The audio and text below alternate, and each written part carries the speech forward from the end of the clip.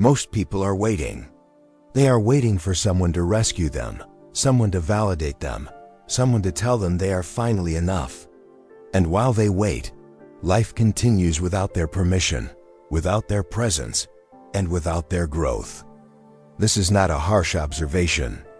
It is simply the truth that the Stoics understood long before modern psychology gave suffering a softer name. Marcus Aurelius ruled the most powerful empire on earth, and yet he wrote his most honest words in a private journal, never intended for public eyes. He was not performing strength. He was forging it, alone, in the silence between his thoughts. Seneca warned that we lose more time by waiting than by acting. Epictetus, born a slave with no freedom of body, cultivated a freedom of mind that no master could touch. These men did not build their character in public. They built it in the confrontations that no one else could witness. Here is what most self-improvement culture refuses to say clearly. Certain battles cannot be won with company. Certain transformations require complete solitude.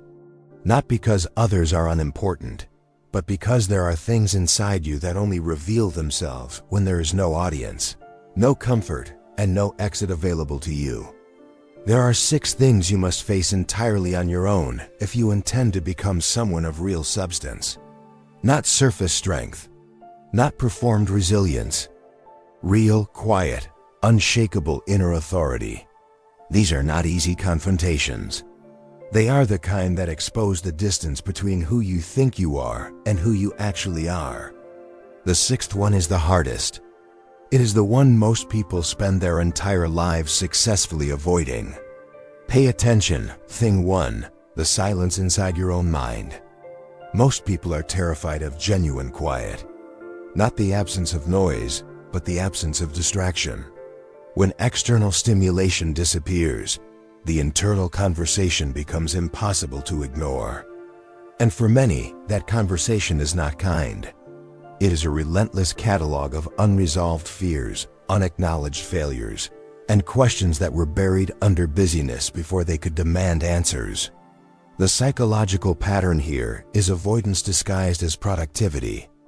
People fill every available hour not because the work is necessary, but because stillness feels dangerous. The mind becomes a room they refuse to enter without company.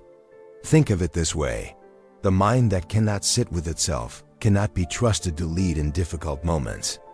A ship that has never been tested in still water has no foundation for navigating storms. When you face the silence alone, without numbing it, without escaping it, something shifts. You stop running from yourself. You begin, slowly and seriously, to understand yourself. That understanding is the beginning of genuine strength. Thing 2, your personal history and what it made you believe. Every person carries a constructed narrative about who they are and why they are that way. Much of this narrative was built in childhood, shaped by people who were themselves shaped by their own unexamined wounds. The result is a set of beliefs operating beneath awareness, quietly determining decisions, reactions, and limits. The weakness pattern here is projection. Rather than examining where a belief originated and whether it remains valid, most people defend it. They mistake inherited limitation for personal identity. They build their entire self-concept on a foundation they never chose and never questioned. A belief held unconsciously is a chain that feels like skin. You do not notice it constraining you because you have never known a moment without it. To face your history alone is to sit with the uncomfortable truth that some of what you call your personality is simply unprocessed pain given a permanent address. Examining that truth without flinching is not cruelty toward yourself. It is the first act of genuine self-respect. Thing 3, the full weight of your own failures. Not a filtered version of them. Not the interpretation that preserves your ego and distributes blame conveniently across other people and circumstances. The unedited account. The choices you made with full awareness. The moments you knew what was right and selected what was easier. Those failures, faced honestly and alone, carry enormous transformative power that cannot be accessed through shared sympathy. The psychological weakness pattern here is rationalization. The mind is extraordinarily skilled at rewriting events to protect self-image. Every rationalization feels reasonable from the inside. But every rationalization also creates a small barrier between you and the lesson that failure was trying to deliver. Iron does not strengthen by being sheltered from pressure. It strengthens through the precise application of heat and force. Your failures are not proof of permanent limitation. They are the exact material from which durable character is constructed, but only if you hold them clearly, without softening the image. Face what you have done. Understand it fully. Then carry it forward as instruction, not as shame. Thing 4. The emotions you have classified as weaknesses. There is a particular kind of pride built on emotional suppression. Many people, especially those who have been told that sensitivity is a liability, learn to seal off entire categories of inner experience. They convince themselves that not feeling is the same as being strong. It is not. It is a performance of strength built on a foundation of emotional debt. The cost of avoidance compounds. What is not processed internally does not disappear. It relocates. It appears in disproportionate reactions, in patterns of self-sabotage, in an underlying tension that no achievement seems to resolve. The emotion you refuse to face at 20 will find you at 40 in a form far more difficult to address. Epictetus taught that it is not events that disturb the mind, but interpretations of events. To face your emotions alone is to examine those interpretations without performing for anyone. No audience, no approval required. Just you and the honest interior experience of what you actually feel. That honesty is not weakness. It is precision. Thing 5. The gap between your stated values and your daily behavior. This is one of the most consistently uncomfortable confrontations a person can undertake, because it requires no external critic. You already know where the gap exists. You know which commitments you have quietly abandoned. You know which principles you announce publicly, but dilute privately when the cost of holding them becomes inconvenient. The knowledge is already present. What is absent is the willingness to stand inside it without justification. The psychological pattern here is compartmentalization. People separate the version of themselves they present from the version that operates when no one is watching. Over time, this division creates a kind of internal incoherence, a nagging sense that you are not quite real even to yourself. Seneca wrote that a person should live as if every act were visible.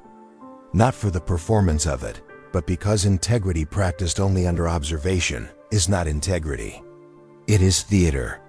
Closing the gap between your values and your actions, alone and without acknowledgement, is one of the most serious and underrated forms of discipline available to any human being. Thing 6. The possibility that the life you have built is not the life you were meant to live. This is the heaviest confrontation. This is the one that requires the most courage, the most stillness, and the most willingness to sit with an answer that cannot be immediately solved. Most people sense at some point that something is misaligned. A career that provides security but removes meaning. A version of success constructed from other people's definitions. A life that looks correct from the outside and feels hollow from the inside. The sensing of this is not weakness. The refusal to examine it is. The reason this confrontation is the most difficult is that it demands real stakes. Facing your silence asks for presence. Facing your history asks for honesty. Facing your failures asks for accountability. But facing the fundamental architecture of your existence and asking whether it serves the person you actually are, that asks for everything. You cannot borrow someone else's courage for this. You cannot crowdsource this decision. No mentor, no partner, no philosopher's quote removes the weight of it. Marcus Aurelius had all the authority of an empire and still wrote, alone in the dark about who he was and whether he was living rightly.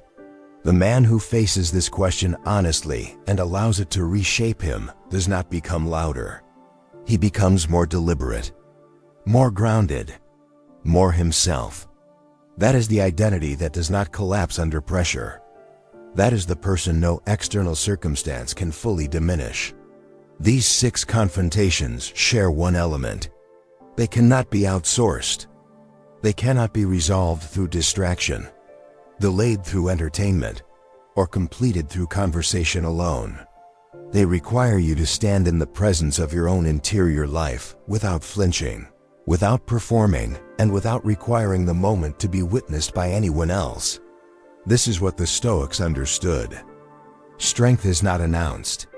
It is constructed in private, through repeated contact with difficulty that you face with open eyes. Silent strength is not passivity. It is the most active thing a person can do with their inner life. If one of these 6 resonated with you in a way that stayed after you read it, leave it in the comments.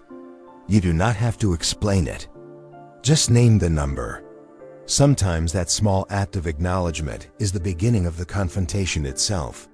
If this kind of thinking serves you, subscribe to Anonymous Achiever. More will follow. The work begins when no one is watching.